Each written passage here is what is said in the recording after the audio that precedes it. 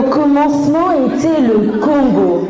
Le Congo était avec Dieu et le Congo était la demeure de Dieu.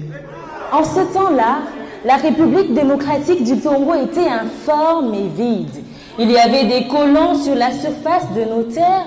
Ainsi, en ce mémorable 30 juin 1960, Dieu dit que l'indépendance soit et l'indépendance fut.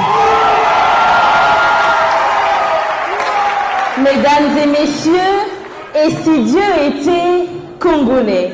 Imaginez un instant, Dieu vivant à Kinshasa, il prendrait chaque matin un Wewa pour sauver le monde, mais arriverait toujours en retard à cause des embouteillages entre Mandela et à son œuvre Matadi Kibala et Cité Verte.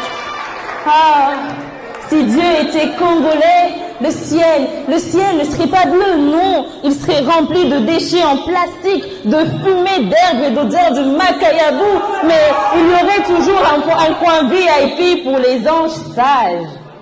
Si Dieu était congolais, le soleil ne se lèverait pas tous les jours, car il y aurait délestage, car même là-haut, il y aurait coupure de courant, et on entendrait un ange dire « Seigneur, on t'attendait hier à la semaine !» Dieu congolais, Satan aurait disparu depuis longtemps empoisonnant un djili entre une prumuse et un poulet mayo sans mayonnaise, car même ici, le diable ne survivrait pas. Mais attention, Dieu congolais, ce serait le business du spirituel. Une prière, 50 $. Une prophétie, 100 $. Un miracle, 500 000 francs, payable cash via RTL Money, mais qu'au bon Sanambon ou après des retraités. Mais, mesdames et messieurs, si Dieu était congolais, il connaîtrait la faim, la vraie, celle qui te fait rire pour ne pas te faire pleurer. Il verrait la Sainte Marie dans un marché en train de prier pour vendre ne serait-ce que 5 pains et 2 Thompson. Car oui, le Congo, c'est l'endroit où la voix se vend en détail et pourtant le courage se donne en gros.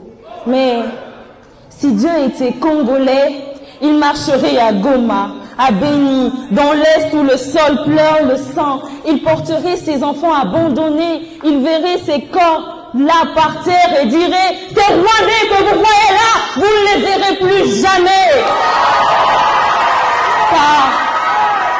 Car il comprendrait que le paradis, ce n'est pas un monde parfait, mais c'est un peuple imparfait qui continue d'aimer malgré tout. Car retenez ici que l'éclat de Dieu, c'est le diamant du Kasaï. Sa pensée, c'est le coltan du Kivu.